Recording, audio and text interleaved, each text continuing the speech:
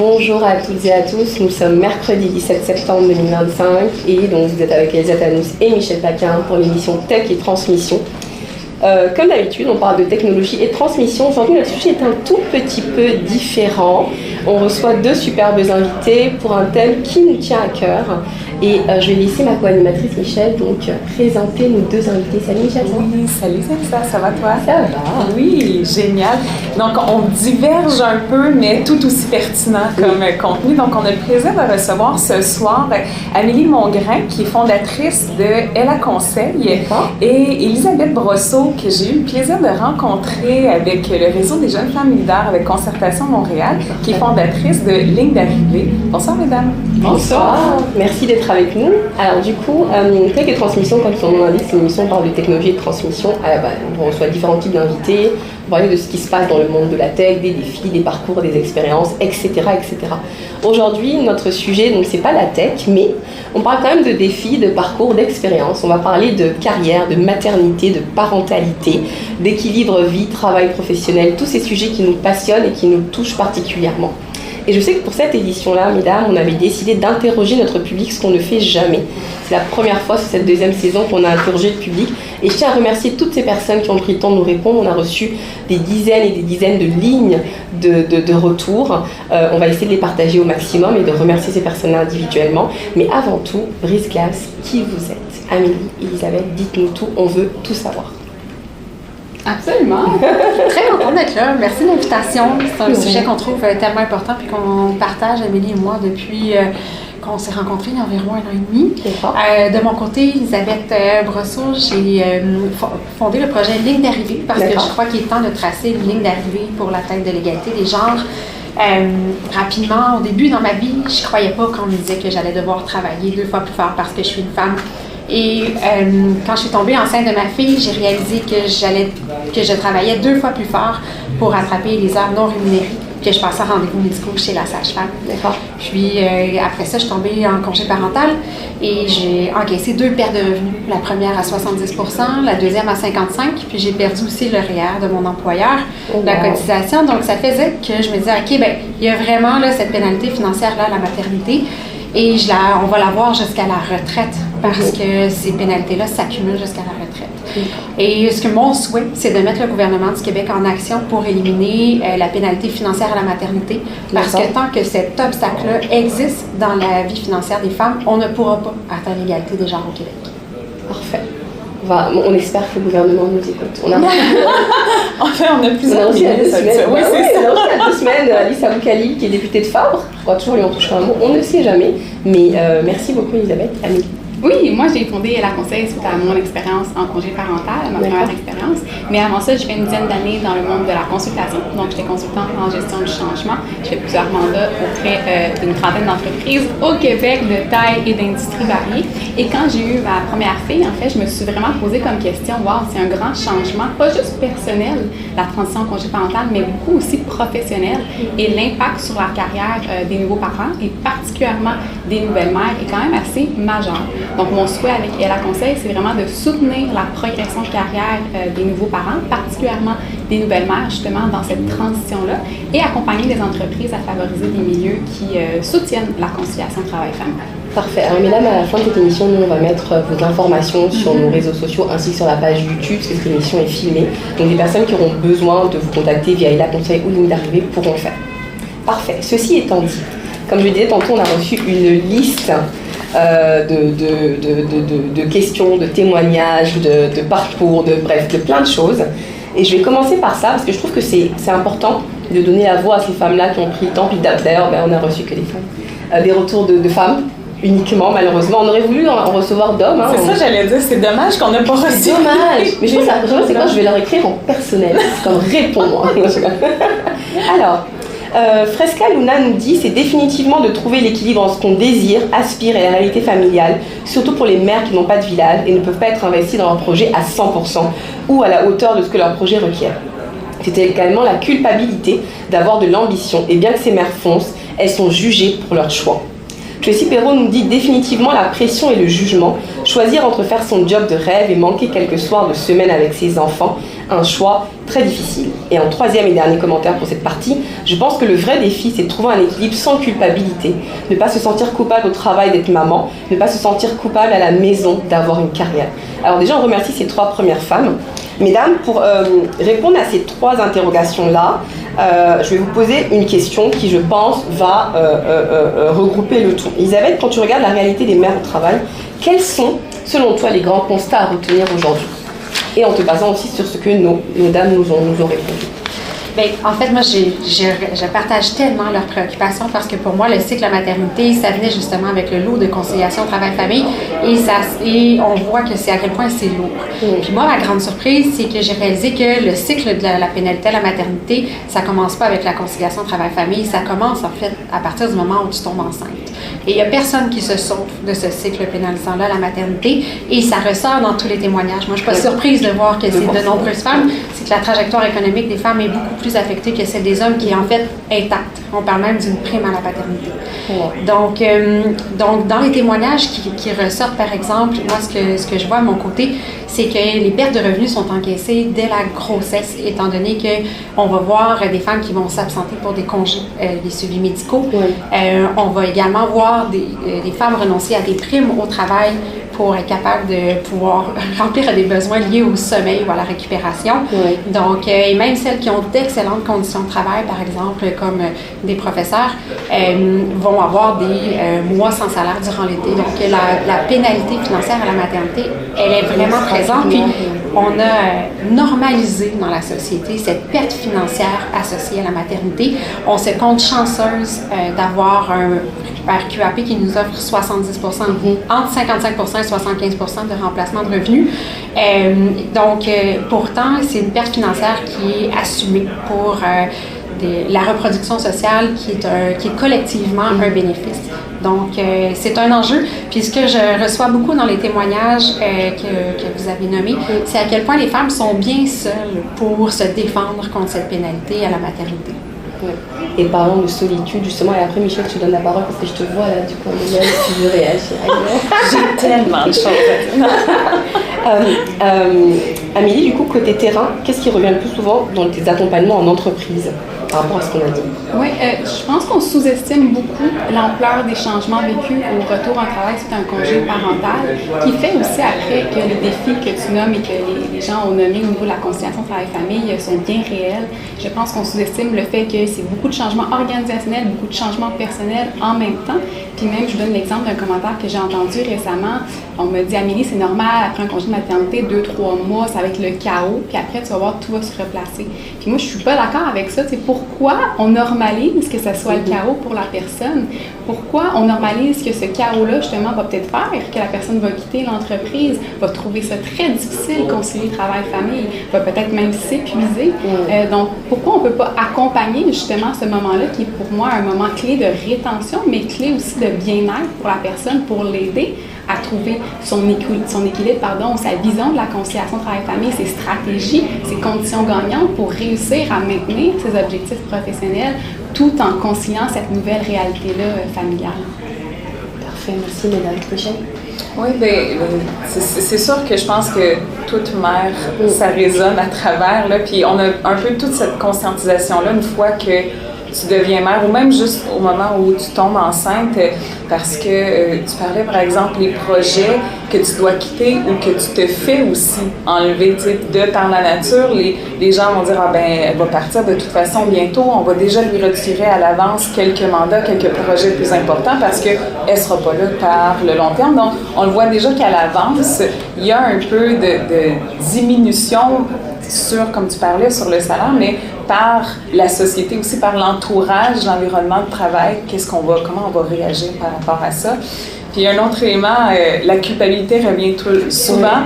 Puis moi, au début, quand je suis retournée sur le marché du travail, je comprenais pas comment les gens faisaient. Je sondais les gens autour de moi. Le nombre de fois que j'appelais les gens, je disais « Comment vous faites? » Puis ils m'ont tous dit « Bienvenue dans le grand monde de la culpabilité. Tu te sens coupable de ne pas être assez à la maison, de ne pas être assez au travail, de ne pas être une bonne mère, de ne pas être une bonne conjointe, puis pas être coupable de ne pas prendre soin de toi aussi. » Je disais « Il y en a trop, là. » on porte un sac de culpabilité. Au final, j'étais en train de regarder tout à l'heure les témoignages. J'en ai une, je pense qu'elle m'a écrit une si longue lettre. Carrément. Je ne sais même pas si je vais pouvoir la lire. Parce que elle avait besoin un peu. Oui, je vais quand même le lire parce que je pense qu'elle avait besoin d'extérioriser. Puis on va lui donner la plateforme pour. Puis on passera aux prochaines questions. Leslie nous dit « Je ne suis pas encore maman, mais en tant que femme, je ressens déjà cette pression. C'est une question qui revient sans cesse pour les femmes, rarement pour les hommes. On part souvent du principe que la maman doit se sacrifier. Et cela influence même l'accès au marché du travail. Certaines entreprises hésitent à engager des femmes pensant déjà au congé maternité. Dans nos sociétés, notamment en Afrique d'où je viens, je suis sénégalaise et capverdienne, le rôle de mère prend très souvent le dessus sur la carrière. La femme doit jongler entre la pression sociale, ses rêves professionnels, ses responsabilités familiales, ce qui crée un réel frein à ses ambitions. On oublie aussi que dans beaucoup de contextes, les pères ont très peu de congés. Donc c'est la femme qui doit porter presque tout le poids. Certes, il existe aujourd'hui des dispositifs comme les congés maternité ou le télétravail, mais la société ne s'adapte pas encore réellement aux besoins des mamans, surtout lorsqu'il y a des contraintes financières qui les obligent à reprendre rapidement le travail. Alors peut-être la vraie question à se poser, c'est est-ce vraiment aux femmes seules de s'adapter ou la société devrait repenser son organisation pour mieux soutenir les mères au travail ? Merci Leslie, parce que je pense que tu réponds à toutes nos questions. On est là pour parler de ce sujet-là justement. Je vais en lire un deuxième, puis on passe à nos questions, mesdames. Aminata nous dit « Selon moi, le plus dur, c'est la charge mentale. Cette pression invisible d'anticiper et de penser pour tout le monde. » On parlait tantôt, Michel, la culpabilité de être une bonne conjointe, une bonne mère, une bonne amie, une bonne... tout ce que tu veux. À ça s'ajoute une double injonction. On nous renvoie l'idée que c'est soit la famille, soit la carrière ou le business. Soit on mise sur le pro, si on mise sur le pro, on est jugé absente, entre guillemets. Si on choisit d'être très présente à la maison, on nous dit qu'on a laissé tomber nos ambitions. Cette tension nourrit une culpabilité constante et au bout de la chaîne, le prix à payer, c'est l'épuisement. Surtout pour les mamans entrepreneurs qui culpabilisent de ne jamais passer assez de temps avec leurs enfants, même quand elles sont engagées. Je pense que je lis dans vos yeux toutes les trois en même temps. Je crois que elles ont toutes les deux, puis j'en ai encore là, je ne sais pas si on pourra faire tout le monde, mais merci à toutes ces femmes qui se sont livrées. Je pense que de plus en plus, on a besoin de plateformes comme ce qu'on est en train de faire aujourd'hui. Alors mesdames, donc en plus de tout ça, Elisabeth, pourquoi c'est important, au-delà des femmes elles-mêmes, de soutenir mieux les mères dans les carrières? On en parlait tantôt, à travers les témoignages de Leslie et d'Aminata. J'ai envie de vous donner, je pense, quelques chiffres pour mettre la table pour comprendre en fait dans quel contexte est-ce qu'on se situe. Et dans le fond, je dirais que j'ai envie de répondre au témoignage parce que j'ai entendu des besoins, de la précarité, puis on commence à avoir des chiffres à propos de la trajectoire financière des femmes avec la maternité, mais il y a tellement de savoir qui se retrouve dans les témoignages et je pense que ça, on ne l'exploite pas assez, par exemple. Donc, il y a le savoir théorique, mais il y a beaucoup le savoir pratique de ce qui est vécu par les femmes sur le terrain, puis c'est la richesse de ce que les témoignages apportent. Puis c'est intéressant, Elisabeth, parce que justement, avant la rencontre, j'ai fait appel à une collègue de la BDC pour savoir est-ce qu'il y a des statistiques qui existent fondées sur les mères au travail. Et la réponse, elle était tellement vague. Elle dit pas vraiment parce que c'est un milieu qui est trop précis. Tu sais, elle dit les chiffres, on les a pas réellement. Puis, tu sais, c'est ça un peu, c'est dommage. Oui, on essaie, mais c'est comme encore pas un milieu qui est très étudié. Puis, on n'est pas capable vraiment de comprendre exactement qu'est-ce qui se passe. Ça ne me surprend pas parce que quand on apprend qu'on commence à étudier la santé des femmes au point de vue médical, puis que les études sont récentes, après ça, on se demande comment ça, est-ce qu'on arrive avec des chiffres tout récents? La bonne nouvelle, c'est quand même qu'ils sont là. Alors, je vais vous parler d'une étude qui a été faite par le Cyrano en 2020 par 3 chercheuses et le rapport s'appelle « Les politiques familiales du Québec évaluées à partir des trajectoires de revenus d'emploi des parents et des personnes sans enfants ». Et là, on apprend que la trajectoire commence avec une perte de revenus de 20% durant la grossesse. C'est basé sur des études, une étude longitudinale, donc on a regardé la trajectoire des familles sur 10 ans, des femmes sur 10 ans, et c'est ce qui apparaît dans le fond, c'est vraiment une perte de revenus de 20% l'année qui précède la naissance. L'année de la naissance, perte de revenus de 49%. Et vous trouvez que 49%, c'est élevé, pensez à ce moment-là à la perte de revenus du RQAP. Pensez aux cotisations REER de votre employeur qui ne se font pas durant votre congé parental. Pensez au boni qui pourrait être diminué au prorata des mois que vous avez travaillé avant votre départ. Pensez au plafond salarial du RQAP qui est établi là, cette année à 98 000 $. Ou encore, si vous avez une perte de revenus l'année de la grossesse, mauvaise nouvelle, parce que le calcul du RQAP il est basé sur l'année qui précède la grossesse. Alors, moins bonne année durant la grossesse, moins bonne année de prestation du RQAP. L'accumulation de perte de revenus, on commence à la documenter d'un point de vue de la retraite, mais encore là, il y a vraiment un gros trou à combler. Ce qu'on conseille aux femmes pour la retraite, travailler plus longtemps parce que vous allez pouvoir faire le rattrapage salarial qui n'est pas opéré quand vous ne cotisez pas à vos REER, que vous ne cotisez pas au régime des rentes du Québec et que votre épargne est affectée. C'est correct qu'on vit plus longtemps de toute façon. C'est ça, c'est pas tout que des bonnes nouvelles. Mais là, on va revenir dans 2 minutes, juste après notre pause musicale. On va revenir pour continuer à discuter ce sujet hyper passionnant. On va écouter Je me sauve de Clermont, parce qu'en fait, aujourd'hui, on a envie de se sauver quand on entend ces chiffres-là. À tantôt!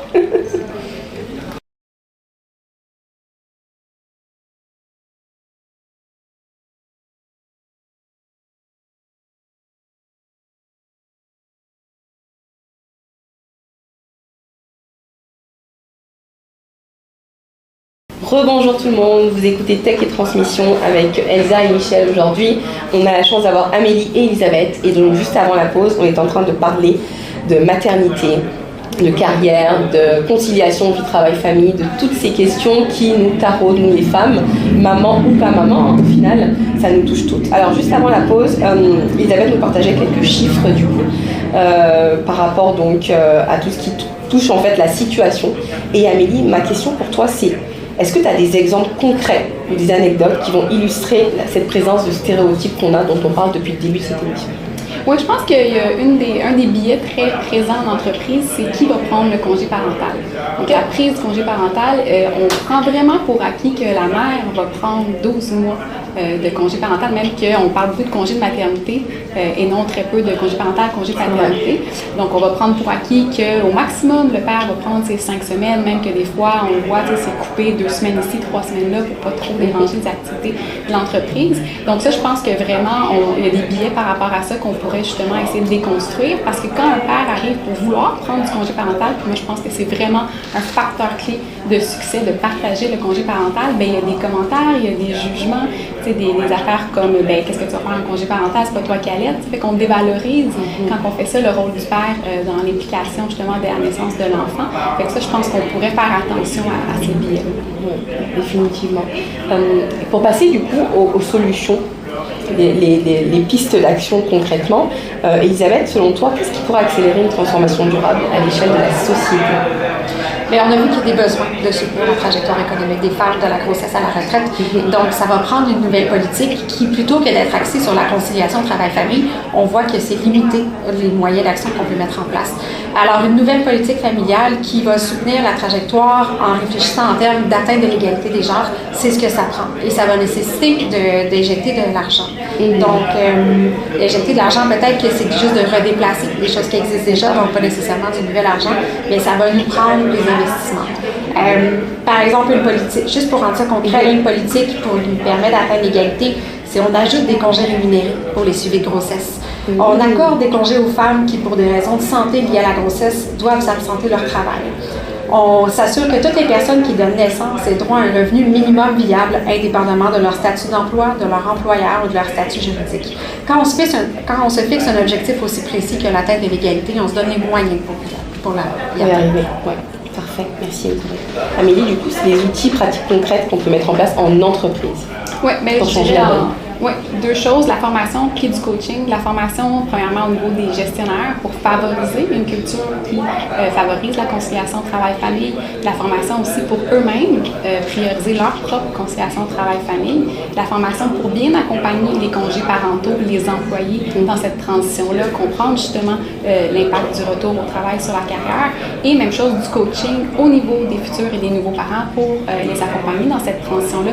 C'est un changement personnel, mais aussi beaucoup professionnel. Donc, comment on peut maintenir son plan de carrière, ses objectifs professionnels, concilier tout ça, trouver ses stratégies gagnantes avec son contexte aussi familial, parce que tout le monde a une situation unique.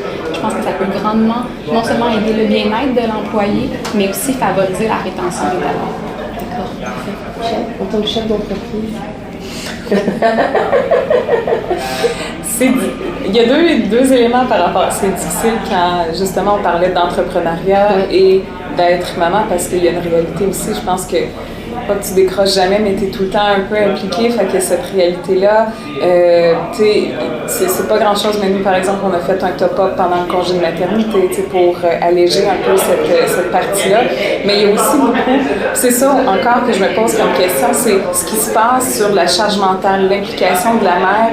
On parlait, le père, de prendre une partie du congé, mais est-ce que j'aurais été prête à revenir au travail à temps plein après 6 mois? La réponse est non. Je l'ai vécu, parce que je pensais revenir après 6 mois, j'ai fait vous m'oublier. Physiquement et mentalement, je n'étais pas prête non plus à être là. J'étais bien contente de le prendre, même si mon conjoint aurait voulu le faire, puis il est très impliqué, mais je me dis, est-ce que j'aurais pris cette place-là, est-ce que j'aurais voulu réellement? Puis après, qu'est-ce qu'on s'impose aussi comme femme, de dire, on pense toujours que la charge mentale, c'est quelque chose de réel que tu découvres quand tu es mère. Il faut ajouter, tu peux faire un peu sur ce que tu dis. Quand on parle de partager le congé parental, on peut nous dire 6 mois, ça peut être très bien être 10 mois, 2 mois ou des choses comme ça, mais ça a vraiment un impact au niveau de la charge mentale à long terme, parce qu'on voit selon les études que les couples qui partagent le congé parental, où les 2 parents sont seuls avec l'enfant, ont une meilleure répartition des responsabilités familiales à long terme parce qu'ils comprennent l'ampleur de s'occuper d'un enfant à 100%. J'aurais dû laisser à temps plein à la maison, mais quitter juste pour m'amuser. Merci, mesdames. On va... Oui. Je vais juste réagir. Si, parlant de données qui n'existent pas, on ne sait pas combien de temps ça prend à récupérer réellement d'un congé d'une grossesse et de le congé des premiers mois de la vie de l'enfant. Donc, ça aussi, c'est une donnée qui méritera à être creusée pour qu'on soit capable de baser le congé de maternité sur les besoins réels. Pour l'instant, c'est basé sur 15 ou 18 semaines, qui sont au final des calculs purement financiers. C'est vrai. C'est vrai. Et donc, par rapport à tout ce qu'on a dit aujourd'hui, mesdames, avant de dire peut-être un ou deux derniers témoignages, on va aller sur les conseils, les ressources, les femmes qui vont nous écouter, les hommes qui vont nous écouter, chefs d'entreprise, etc. Ils vont se dire, ok, ça c'est la situation qu'on a posée, on a fait comme un espèce de constat. C'est quoi les conseils, les ressources? Alors Amélie, quels conseils tu donnes aux femmes et aux mères qui cherchent à avancer tout en ayant une vie familiale équilibrée? Je dirais de bâtir un partenariat avec son conjoint ou sa conjointe, de vraiment travailler en équipe, parce que c'est, je pense, un facteur clé de succès, que ça doit reposer justement sur les 2 personnes. Et si on est monoparental, de vraiment trouver notre réseau de support justement pour avoir de l'aide puis de pouvoir travailler en équipe. Puis deuxième chose, je dirais, puis c'est suite un peu au témoignage, c'est de faire ses choix en fonction vraiment de ses priorités, de vraiment se poser la question, c'est quoi moi ma vision de la conciliation travail-famille, puis c'est correct que ça soit différent de quelqu'un d'autre. Tout le monde a sa vision, tout le monde a ses priorités. Puis je pense qu'on a tellement de pression de la société, le témoignage le disait vraiment beaucoup, peu importe ce que tu fais en fait, tu vas te faire juger que tu sois présente ou pas. Fait que ça, je pense qu'il faut revenir à ce que nous, à la base, on souhaite et non ce qui nous est envoyé comme message. Parfait. Il nous reste quelques minutes avant de conclure. Elisabeth, les ressources que toi tu recommandes pour mieux s'informer? Pour mieux s'informer, il y a des groupes qui portent la voix des femmes sur la question de la pénalité à la maternité. Ligne d'arrivée aspire à représenter les femmes. Mais il y a aussi Ma place au travail qui fait un super travail pour réclamer plus de places en garderie pour permettre à toutes les personnes qui le souhaitent de retourner sur le marché du travail. D'accord, donc ligne d'arrivée, Ma place au travail et la conseil également pour les entreprises. Puis si je peux faire un clin d'œil à notre amie et consoeur Tracy avec Maman Bébé & Co. Moi, je trouve que c'est une OBNL incroyable qui crée un village pour les femmes qui n'en ont pas. Moi, je trouve que, en tout cas, ça aussi, tu parlais de village justement pour ceux qui ont besoin d'aide aussi. Oui, effectivement. Avant de vous laisser la parole, mesdames, pour un petit mot de la fin, je vais lire un tout dernier témoignage. Je remercie encore une fois toutes ces femmes qui ont donné de leur temps, qui ont beaucoup écrit. Je ne pourrais pas tout lire, malheureusement, mais je vais en sélectionner un dernier, puis je vais lire celui de Mercedes, qui dit « Je pense que l'un des plus grands défis, c'est la gestion du temps et de l'énergie. La société s'attend souvent que les femmes excellent dans leur carrière tout en étant 100% présentes pour leurs enfants. Je trouve que ça peut créer une énorme pression et un sentiment de culpabilité. Un autre défi, c'est le manque de flexibilité dans certains milieux de travail. C'est pas tous les travaux qui permettent en fait à ce qu'on s'adapte à avoir une vie familiale et surtout si on n'a pas un entourage, donc on revient au village, qui nous soutient. Là, peut-être un vrai challenge. Courage à toutes les femmes. Mesdames, comment est-ce qu'on conclut cette émission? Un mot de la fin? Oui, ben, je peux y aller. Moi, je dirais, je veux rappeler peut-être aux entreprises qu'investir dans des initiatives pour la conciliation travail-famille, autant des mères que des pères, d'avoir vraiment des politiques égalitaires aussi, ça va faire changer un peu les standards. Parce que, puis, oui, les politiques, c'est une première chose, mais encore là, les standards, la culture d'entreprise, et ce qui va faire bouger les choses. C'est des investissements payants parce que ça va augmenter l'engagement des gens, le bien-être, la rétention. Puis souvent, justement, on va minimiser les coûts de départ parce que la statistique, c'est qu'il y a quand même un tiers des parents, mères et pères, qui vont quitter leur emploi à l'intérieur des 18 mois suivant un congé parental. Et je pense que cette statistique-là pourrait être diminuée si justement on portait attention à ce retour-là et qu'on l'accompagnait. Donc, éducation et sensibilisation. Parfait, merci. Elisabeth. Moi, je recueille des données, je recueille vos témoignages. Donc, si vous avez un témoignage en lien avec la pénalité financière à la maternité, que ce soit durant la grossesse, le congé parental, le retour au travail, écrivez-moi, lignedarrivée.ca. Parfait. Alors, c'est la fin de cette émission. Merci, mesdames, d'avoir été avec nous. Merci, Michel, d'avoir été là. Merci, Elisabeth. Merci, Amélie.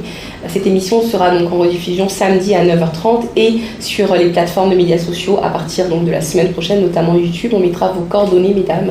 C'était Elsa Tanouz pour Tech et Transmission. Merci d'avoir été avec nous et restez à l'écoute. On se retrouve la semaine prochaine. Bonne soirée. Bonne soirée. Merci.